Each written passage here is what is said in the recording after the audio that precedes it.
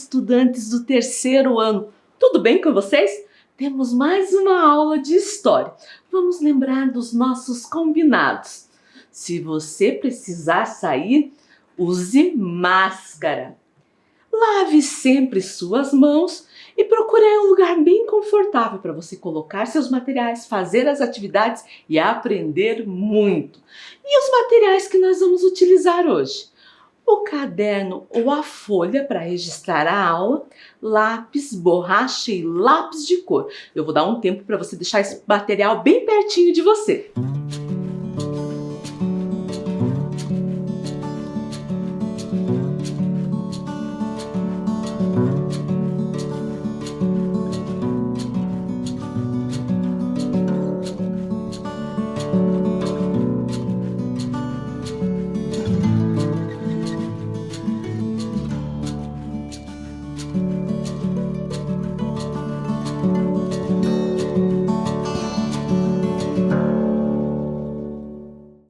A Vivi veio nos falar sobre a revisão da aula passada, que o tema foi Ocupação e Povoamento de Curitiba, portugueses. Na aula passada falamos do crescimento da população em Curitiba, formando colônias de imigrantes. E você lembra o que é colônias de imigrantes? É um lugar no território que é formado por pessoas provenientes de outro país. É onde elas vão morar, cultivar a terra, trabalhar. Vimos que os bandeirantes e os tropeiros foram os primeiros imigrantes portugueses na região do Paraná e de Curitiba. E a Vivi veio lembrar uma informação bem importante. Os imigrantes portugueses exerceram uma grande influência na formação da cultura brasileira. Lembramos que a maior contribuição dos imigrantes portugueses para nós brasileiros é a língua portuguesa. No Brasil, o português era considerado a língua oficial da colônia. Existia também o tupi, falado pelos indígenas, mas na época foi feita uma lei proibindo a língua tupi. Isso em virtude da chegada de muitos imigrantes, não só os portugueses, os outros também. Daí o português fixou-se como o idioma do Brasil, certo? E as contribuições dos portugueses estão presentes na religião católica, nas manifestações culturais como as festas junina e o carnaval, nas manifestações culturais do folclore, como os mitos e as lendas, nas habitações em estilo português, nas brincadeiras, como a brincadeira da cantiga de roda, a roda cutia, e na culinária. Tudo isso nós vimos na aula passada. E a Vivi veio falar como vamos começar a aula. Hoje vamos continuar falando sobre os imigrantes e um grupo que já falamos na aula. Para descobrir, organize o quebra-cabeça do continente de onde vieram esses imigrantes. Então eu vou dar um tempo para você organizar o quebra-cabeça, certo? Veja onde você vai colocar a peça 1, a 2 e a 3. No final vai aparecer um continente. Quero ver se você consegue adivinhar que continente é esse e que imigrantes que vieram desse continente, certo?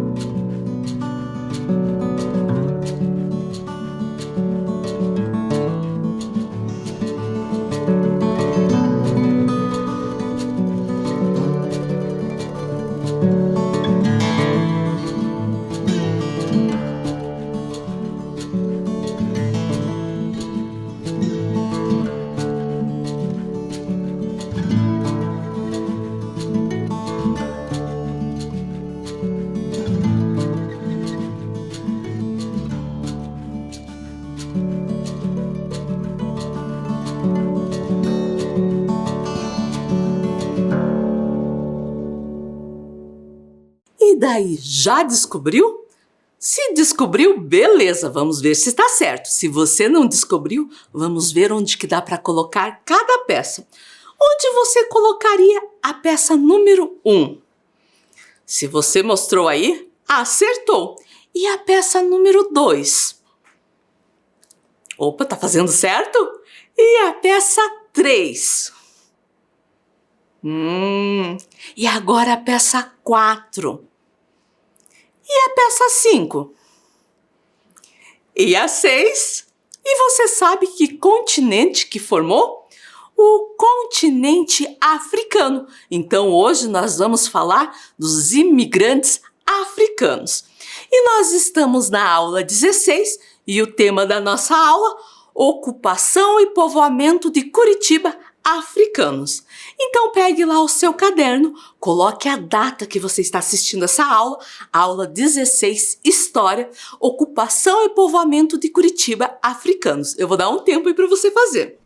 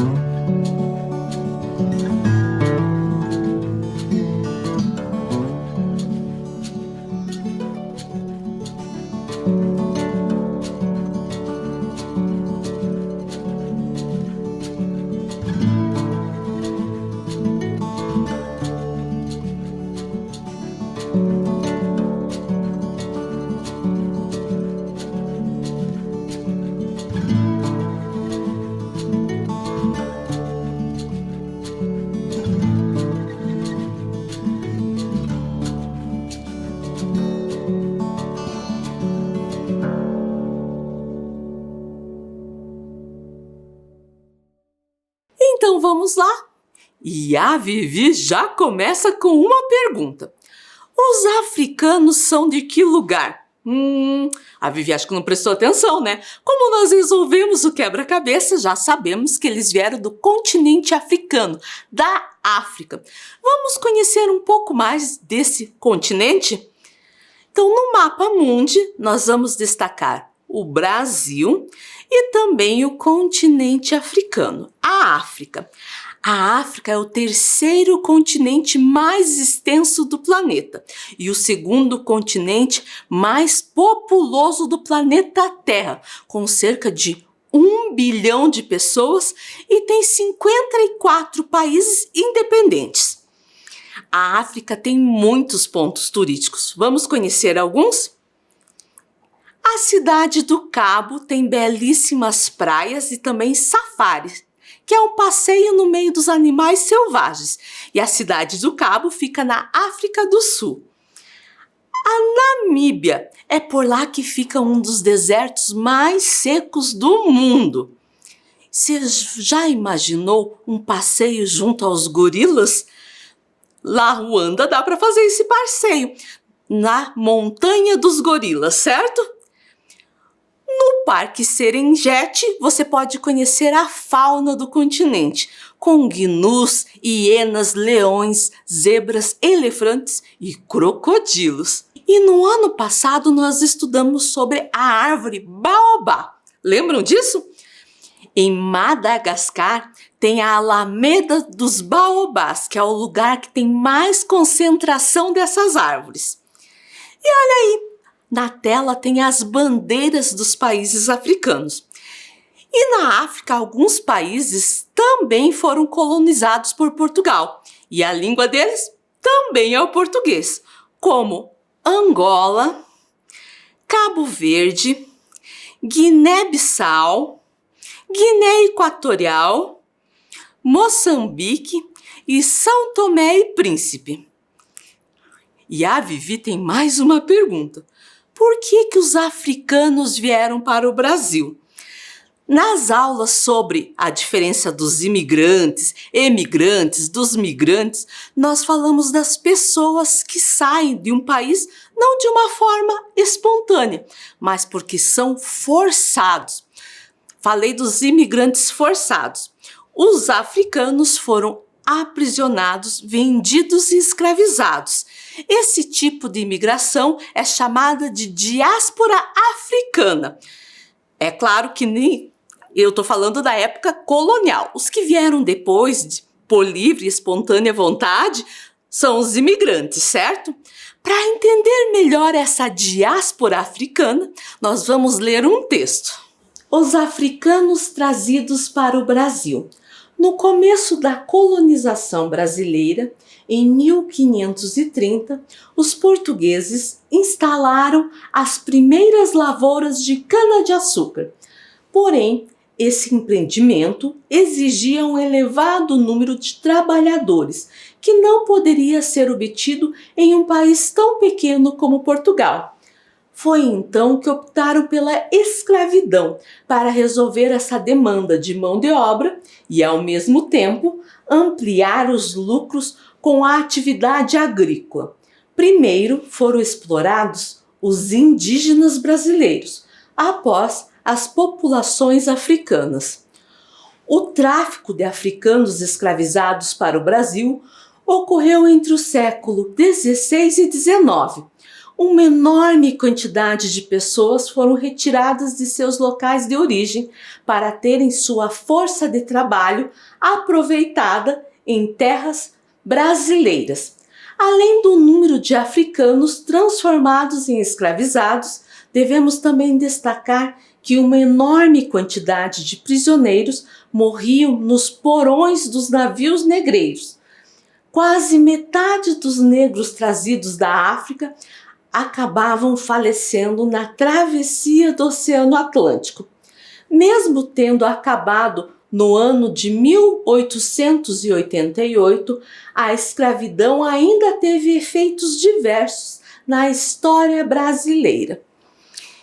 Então, há muito tempo, pouco depois da chegada dos portugueses ao Brasil, precisavam de mão de obra para trabalhar na agricultura. Primeiro tentaram escravizar os indígenas, depois o nosso país passou a receber africanos. Eles vinham pelo mar, em navios chamados de navios negreiros.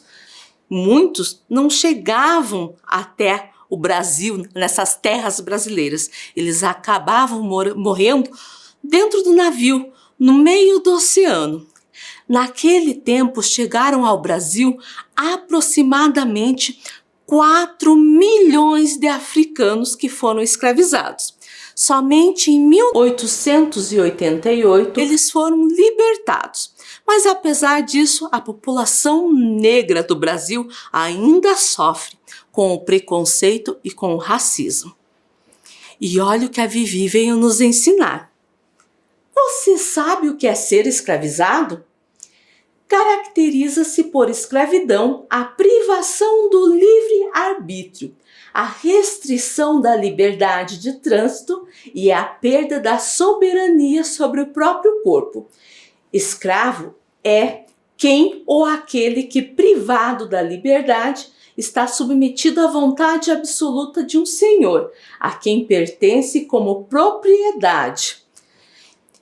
Escravidão é a propriedade de uma pessoa por outra pessoa, negando a ela todos os seus direitos. As pessoas escravizadas tinham que obedecer seus donos, fazendo tudo o que eles mandavam, trabalhando muito e sem receber nenhum salário, mal tendo lugar para dormir e a alimentação. Se não obedecesse, eram castigados fisicamente. Algo muito triste que aconteceu na história do nosso país e que deve ser lembrado, sim, jamais esquecido. Por cerca de 350 anos, o trabalho africano representou a principal mão de obra do nosso país. Mas não pense que os escravizados aceitavam a escravização de maneira passiva. Eles tinham resistência, eles lutavam, eles fugiam e formavam quilombos. E a Vivi quer saber mais. O que é um quilombo? Para aprender mais sobre esse assunto, vamos ler um texto? Locais de resistência contra a escravidão. Os quilombos, na era colonial e imperial, foram espaços construídos pelos escravizados negros africanos e seus descendentes, fugidos da escravização em busca de viver em liberdade. O tratamento violento e as péssimas condições de sobrevivência nas fazendas faziam com que os escravizados procurassem uma nova forma de viver que não fosse aquela. Para muitos não era fácil fugir. Quando encontrados, sofriam violência ainda pior. Mas aos que conseguiam, tentavam construir uma nova vida, formando famílias e pequenas comunidades. Então, os quilombos é o nome dado no Brasil ao lugar onde os negros, que na época da escravidão fugiam de seus donos, das fazendas onde eram obrigados a trabalhar sem condições dignas e em busca de um lugar melhor para se viver. Era um espaço físico de resistência dos escravizados que não aceitavam a exploração e a violência dos colonos. Os quilombos foram tão importantes na história que ainda hoje existe no Brasil. E quem vive em um quilombo é chamado de quilombolas. E olhe lá, a Vivi perguntando, quem são os quilombolas? Vamos ver quem foram os quilombolas, antigamente.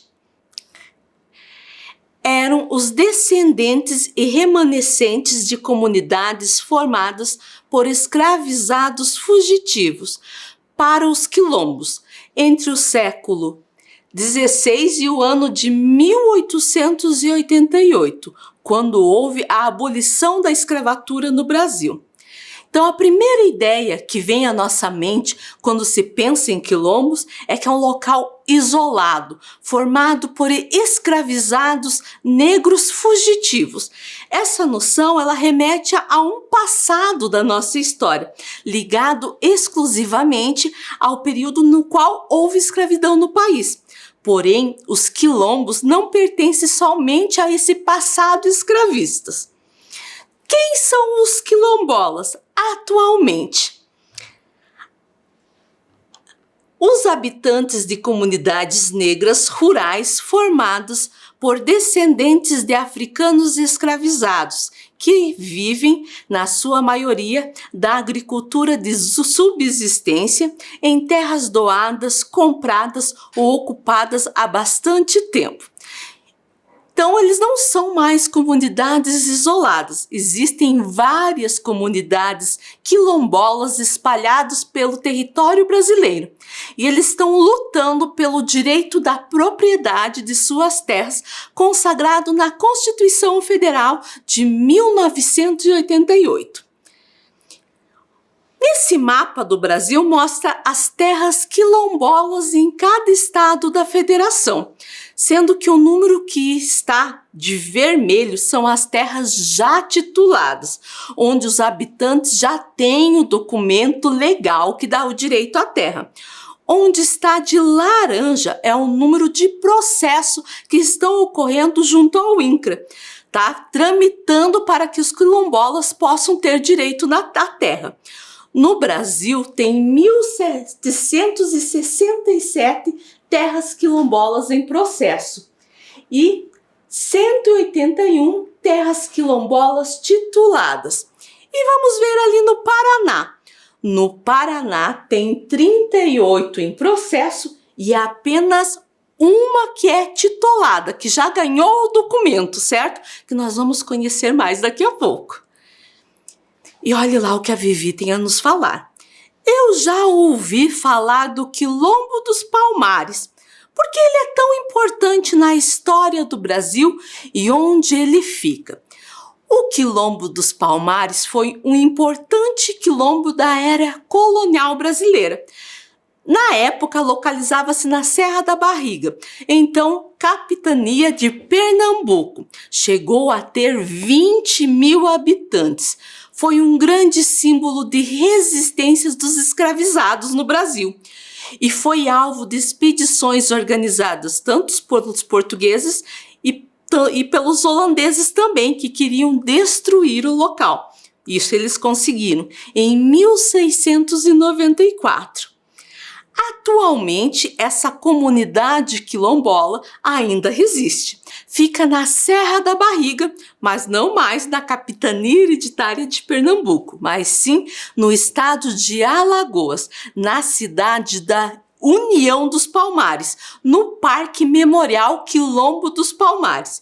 Vejam na imagem um pouquinho dessa comunidade. A primeira foto mostra o mirante da Serra da Barriga. Muito bonito o local, né? A segunda é uma vista aérea do Quilombo dos Palmares. E a terceira é uma réplica da sede administrativa do Quilombo dos Palmares. Professora, o que é uma réplica? É uma imitação de como era antigamente. Então, aquelas que eram antigamente foram destruídas, como eu contei para vocês. Então, eles fizeram uma réplica para lembrar aquela construção, certo? E um dos líderes do Quilombo dos Palmares foi Zumbi dos Palmares. Vamos conhecer mais um pouquinho sobre ele? Esse é um desenho, então, do Zumbi dos Palmares. E Zumbi nasceu em 1655. Ele recebeu o nome de Francisco e uma educação formal. Ele sabia ler, sabia escrever, uma raridade para um negro da época. Mas ele era um escravizado. Com 15 anos, Francisco fugiu para o Quilombo dos Palmares, adotando o nome de Zumbi. Rapidamente a comunidade cresceu pela chegada de negros fugitivos, indígenas e até de brancos menos abastados. Zumbi se tornou um dos líderes mais famosos do local. Zumbi foi assassinado em 20 de novembro de 1695. Em homenagem a Zumbi, a data de sua morte foi escolhida como o Dia Nacional da Consciência Negra. E a Vivi quer aprender mais. No Paraná existem comunidades quilombolas? Vamos conhecer? E eu já comentei desse quilombo, Quilombo Paiol de Telha, primeiro território quilombola titulado do Paraná. E ele conseguiu esse título, esse documento, no dia 30 de abril de 2019. Opa, não faz nem muito tempo. Uns 2 anos atrás, né? E ele está localizado na cidade de Reserva do Iguaçu, no centro-sul do Paraná. E até a foto que é de baixo, né, parece as pessoas, né? É uma foto do dia que eles receberam esse documento, de uma comemoração. E eu achei bem interessante no show. Eles colocaram os produtos do trabalho deles, certo? Mas no Paraná tem outras cidades que têm comunidades quilombolas. Vamos ver o nome dessas cidades?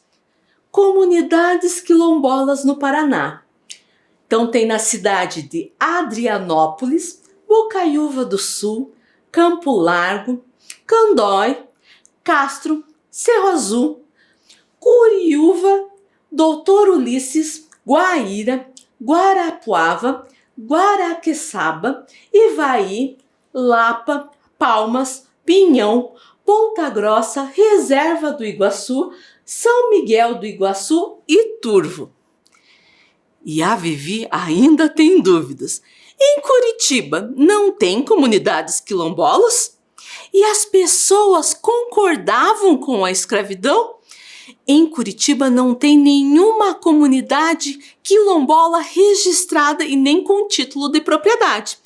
E para saber se as pessoas concordavam ou não com a escravidão, vamos fazer a leitura do HQ do Curitibinha. E no gibi do Curitibinha, Viagem pela História de Curitiba, só que agora nós estamos falando do volume 2, nós vamos ler a parte 4, que fala do período republicano. Nós vamos ler alguns trechos dessas histórias. Depois de saírem da casa da Dona Felicidade e do tio Barigui, a turminha estava conversando. Que visita gostosa, Curitibinha! Verdade, deu bom o suco, a torta de maçã, o queijo, a pipoca. Sem contar que aprendemos muito sobre os diversos povos que formaram Curitiba. Mas eles falaram dos imigrantes, só que meus antecedentes vieram para cá na condição de escravizados. Então, os africanos também são imigrantes forçados. Lembra lá que a professora falou da diáspora africanas. Então, eles chegaram aqui na condição de escravizados na época colonial. E a Zezé quer saber mais sobre eles.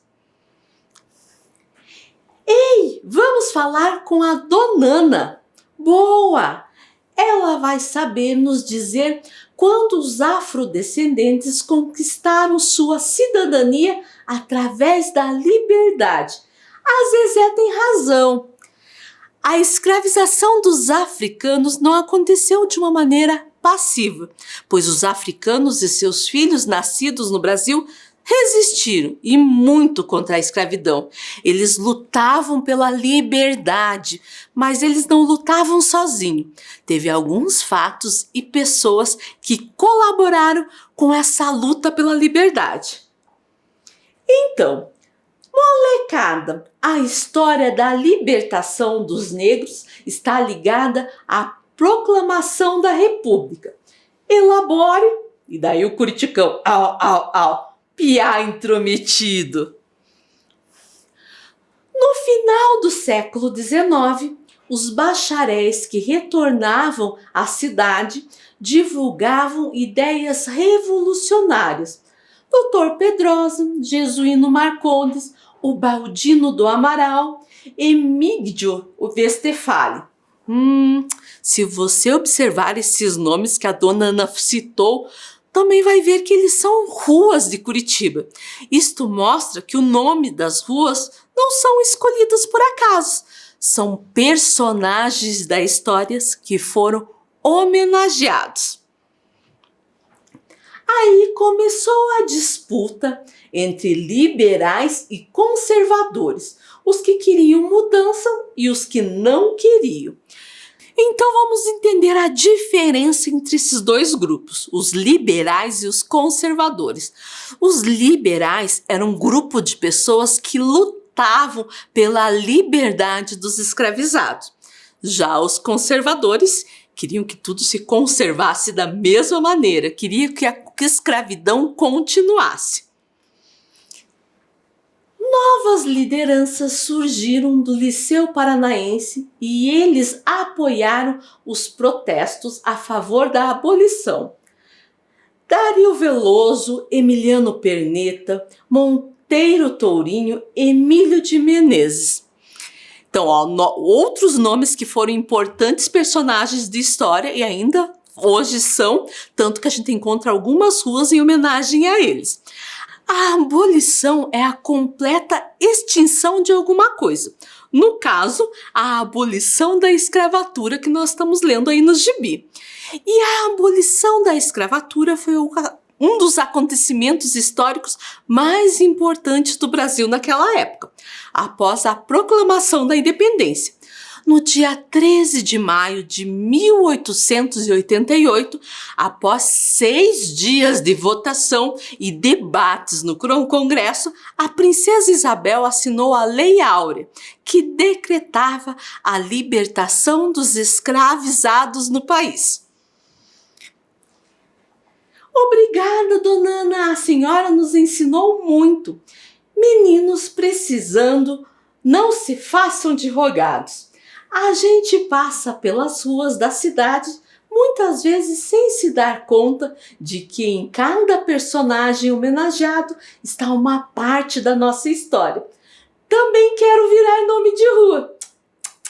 Só que não. Olha lá o que eu falei para vocês. A importância da gente conhecer a nossa história e conhecer os personagens da história. Eles estão presentes aí, seja em nome de ruas, de praças, entre outros. E vamos falar de um personagem bem importante nessa história. Vamos conhecer um pouco sobre a princesa Isabel, filha de Dom Pedro II, e na tela ali você pode ver uma fotografia dela e um texto que nós vamos ler. Princesa Isabel. A princesa Isabel, Isabel de Bragança ou Isabel do Brasil, foi uma das figuras femininas mais importantes na história do país. Foi a primeira mulher a administrar o Brasil, sendo regente do império e a última princesa imperial do país. Assumiu o trono por 3 vezes, por conta das viagens realizadas por Dom Pedro II. Assinou as seguintes leis. Lei do Ventre Livre, assinada pela princesa dia 28 de setembro de 1871, onde instituiu a liberdade para os filhos de escravizados que nasciam a partir daquela data.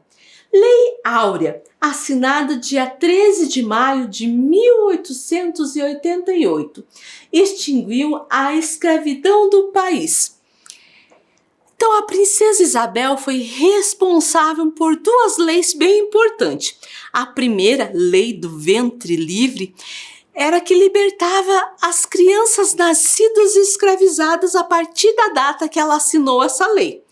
E depois ela assinou a Lei Áurea, que extinguiu a escravidão no Brasil.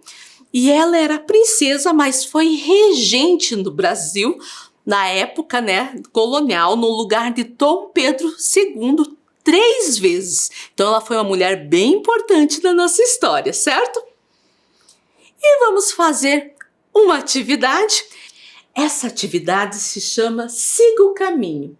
Faça o mesmo caminho do quadro 1 no quadro 2 para descobrir ao que está ligado a história da libertação.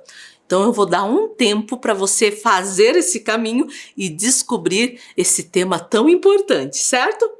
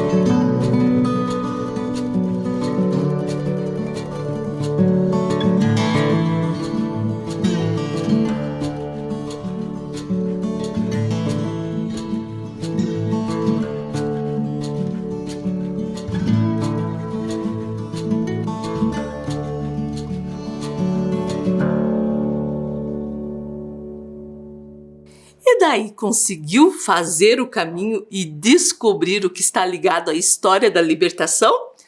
A proclamação da República.